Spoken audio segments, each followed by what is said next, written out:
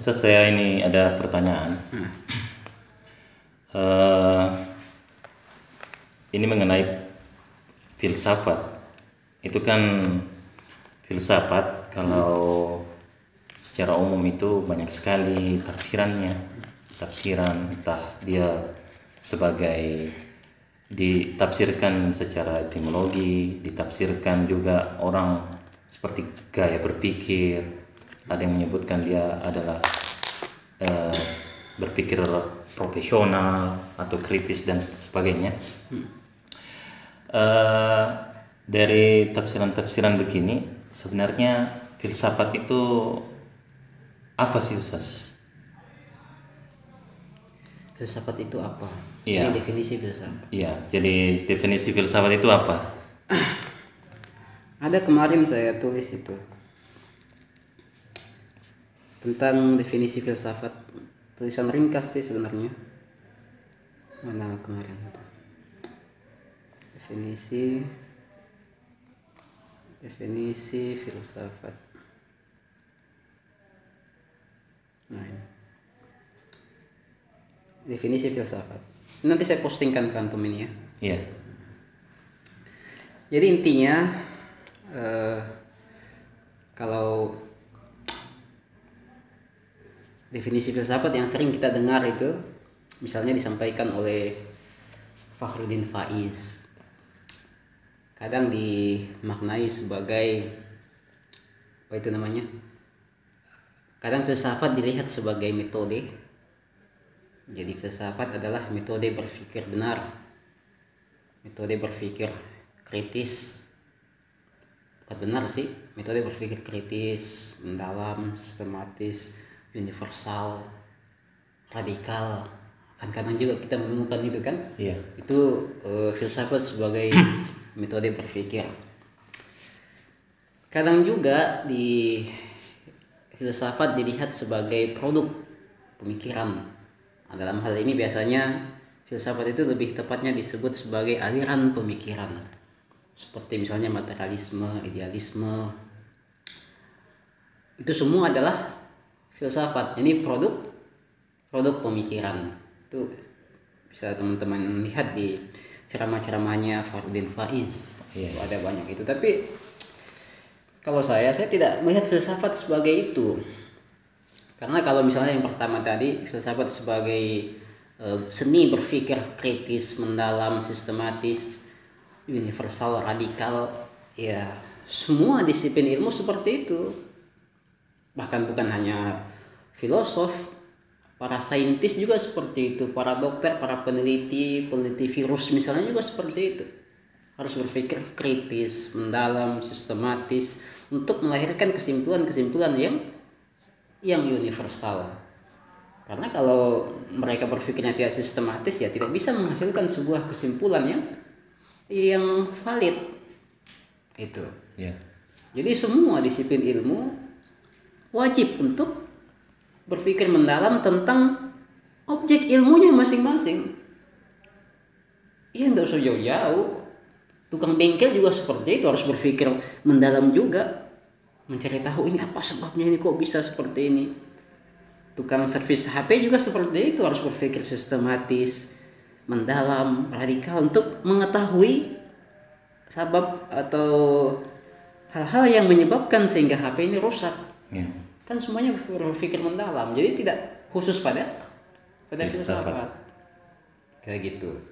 Nah, begitu juga misalnya kalau dikatakan filsafat adalah produk pemikiran, aliran pemikiran. Ketika seperti itu, nah apa yang mau dikaji? Ketika misalnya saya ingin belajar filsafat ini, bab pertama apa, bab kedua apa, bab ketiga apa? Kan tidak jelas akhirnya kan? Kalau tadi seni berpikir, oke lah, filsafat adalah seni berpikir kritis, oke. Saya mau belajar filsafat sekarang. Terus bab pertamanya apa? Filsafat seni berpikir bab pertama, seni berpikir kritis bab pertama apa? Bab kedua apa? Bab ketiga apa? Kan itu nggak jelas akhirnya. Nah makanya filsafat mesti dilihat sebagai disiplin ilmu. Yang membedakannya dengan disiplin ilmu yang lain. Sehingga kalau kita mengkaji filsafat, maka kita harus mengkajinya sebagai sebuah disiplin ilmu yang memiliki bab-bab tertentu. Kayak gitu. Nanti itu saya akan jelaskan itu. Apa definisi filsafat sebagai disiplin ilmu. Gitu. Tapi tadi ada antum sebut secara etimologi. Iya, etimologi. Filsafat secara etimologi itu kan teman-teman sudah tahu, itu kan ada misalnya disebut sebagai dari dua kata philo dan sophia. Artinya cinta apa itu? Cinta kebijaksanaan. Lebih tepatnya cinta pengetahuan. Pengetahuan ya. Karena itu adalah istilah yang disebutkan oleh Socrates kepada dirinya. Pada saat itu Socrates berhadapan dengan kaum sofis yang menyebut diri mereka sebagai sofis, artinya orang yang berilmu, orang yang mengetahui, bukan orang yang bijaksana. Orang yang berilmu. Tetapi mereka melacurkan ilmunya, menjadikan ilmunya sebagai alat untuk mendapatkan materi, gitu. Nah, melihat fenomena itu, akhirnya Socrates muncul. Socrates menyebut dirinya sebagai bukan orang yang berilmu, bukan sofis, tetapi orang yang sekedar mencintai pengetahuan. Orang yang mencintai pengetahuan. Sofis ya, filosofia artinya orang yang mencintai pengetahuan. Tidak berilmu, sekedar mencintai pengetahuan. Karena mencintai pengetahuan, maka Socrates menggunakan ilmunya untuk kesempurnaan, untuk pencerahan, bukan lagi untuk menghiburi masyarakat sebagaimana yang dilakukan oleh kaum sofis yang menyalahgunakan ilmunya. Dan itu bukan bentuk cinta kepada pengetahuan. Nah, Socrates menyebut dirinya sebagai filosofia, sebagai cinta pengetahuan. Nah, pada saat itu mulailah itu secara etimologi, filsafat secara etimologi, cinta pengetahuan. Secara terminologi itu ada dua maknanya filsafat itu. Itu juga bisa nanti disebut sebagai filsafat sebagai disiplin ilmu secara terminologi. Ini secara bukan secara etimologi. Etimologi itu nggak dipakai sebenarnya itu. Kalau kita mengkaji filsafat yang dikaji adalah filsafat secara terminologi, bukan filsafat secara etimologi, bukan lugawi tapi istilahi. Itu yang digunakan itu. Begitu juga kalau kita nanti mengkaji objek filsafat yaitu wujud. Wujud ini dimaknai secara terminologi, bukan lagi secara etimologi. Kalau kita mengkaji manusia juga dimaknai secara terminologi tergantung disiplin ilmunya. Bisa dimaknai secara etimologi kayak gitu. Nah, apa tadi ini? Filsafat secara terminologi itu ada dua. Ada terminologi klasik, ada terminologi kontemporer. Kalau di Mutahari itu di bukunya di Asnoi Ulumi Islami judulnya itu pengenalan terhadap ilmu-ilmu Islami, dikatakan bahwa ada definisi klasik atau definisi populernya dan ada definisi masa kininya yang tidak begitu populer, tapi itulah yang dimaksud filsafat saat ini. Nah, kalau definisi klasik filsafat itu di sini ada sih di buku Musée Philosophie.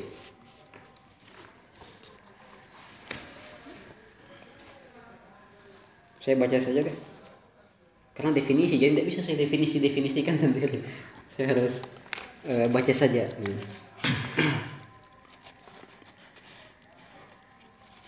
Ini Az hengomi ke Sukrat khud ro filsuf nomit.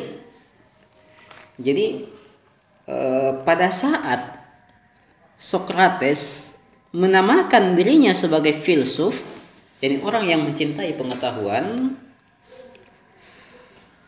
woze filsafat, kata filsafat hamwore senantiasa dar barobare woze safsata bekor miraf, senantiasa berhadapan dengan kata sofis. Jadi filsuf senantiasa berhadapan dengan kata sofis. Semenjak Socrates menyebut dirinya bukan sebagai sofis tapi sebagai filsuf. Itu. Wa hamidun hakiki, dan semua ilmu-ilmu hakiki menandai fizik seperti fisika, shimi, kimia, tahap kedokteran, hayat. Hayat itu semacam geometri, riyaziyat, matematika, wa ilahiyat, dan juga ketuhanan, ro darbar migraf. Semua itu diliputi oleh filsafat. Jadi semua ilmu hakiki masuk dalam kategori filsafat pada saat itu. Ini filsafat dalam makna klasiknya yang dimulai ketika Socrates menyebut dirinya sebagai filsuf berhadapan dengan sofis. Watanho maklumate karordodi, hanya pengetahuan konsensus, hasil kesepakatan menandai lugat seperti tata bahasa, saraf dan nahu, gramatikal dan tata bahasa, wadastur zabon, begitu juga dengan tata bahasa lah. Askalam ruwe felsefe kharaj bud, keluar dari cakupan filsafat. Jadi filsafat secara terminologi jadi apa? Di masa klasik semua ilmu hakiki berhadapan dengan ilmu iktibari. Jadi pengetahuan itu ada dua, pengetahuan hakiki dan pengetahuan iktibari. Pengetahuan hakiki itu adalah objeknya bukan hasil kesepakatan, seperti matematika, fisika, kimia. Itu realitas yang telah ada itu, di mana para pengkaji cuma menyingkap itu semua, menyingkap hakikatnya apa, hukum-hukumnya apa, aksidennya apa, tergantung nanti disiplin ilmunya. Itu ilmu hakiki. Gitu. Nah, sementara ilmu iktibari objeknya adalah ilmu yang adalah hal-hal yang disepakati, seperti tata bahasa. Makanya berbeda-beda itu. Kalau hasil kesepakatan pasti berbeda-beda antara satu daerah dengan daerah yang lainnya, antara satu bahasa dengan bahasa yang lainnya. Simbol itu semua ilmu-ilmu iktibari. Tata bahasa itu ilmu iktibari, itu tidak masuk filsafat di masa dahulu itu dan sampai sekarang. Jadi filsafat hanya ilmu hakiki saja. Semua ilmu hakiki. Ilmu hakiki itu terbagi tiga. Di sini ada ininya kan, ada kerangkanya, ada bagannya. Filsafat atau biasa disebut dengan hikmah dalam bahasa Arab. Filsafat, ada tabiiyat, ahkomi kuliah ajsom, yaitu fisika, yaitu hukum-hukum universal bebendaan. Kemudian ada riyadiyat, tentang matematika, perhitungan. Kemudian ada ilahiyat, ahkomi kuliah wujud, yaitu hukum-hukum universal wujud. Ini nanti disebut dengan filsafat teoritis, yang ada tiga itu, fisika, matematika, dan metafisika. Fisika, matematika, metafisika itu filsafat teoritis. Filsafat di sini dalam makna klasik. Kemudian ada juga filsafat praktis, yang ada tiga juga pembagiannya. Ada akhlak, ada tadbir manzil, yakni pengaturan keluarga, manajemen keluarga, dan ada tadbir siosat, politik, yakni manajemen negara. Itu. Nah, itu makna klasiknya filsafat, yaitu semua ilmu hakiki yang terbagi dua menjadi menjadi teoritis dan praktis. Kayak gitu. Kalau di buku ada juga tadi saya baca itu. Di buku mana tadi ini?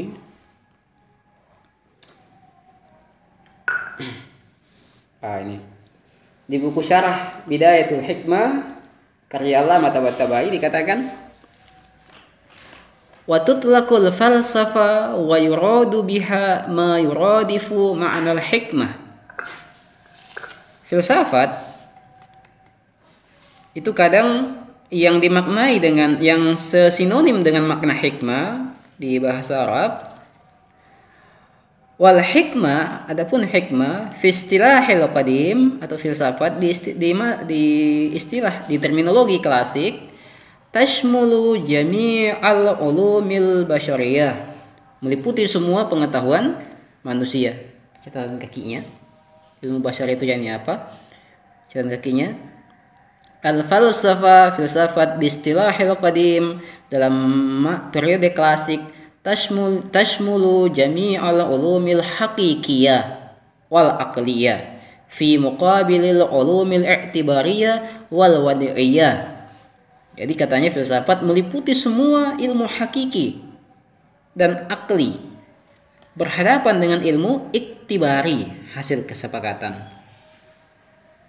Nah, apa saja itu ilmu hakiki, ilmu iktibari tadi sudah saya jelaskan, yang 3 itu, yang 6 kan terbagi 2, teoritis dan praktis. Gitu. Itu filsafat dalam makna Klasik. klasik.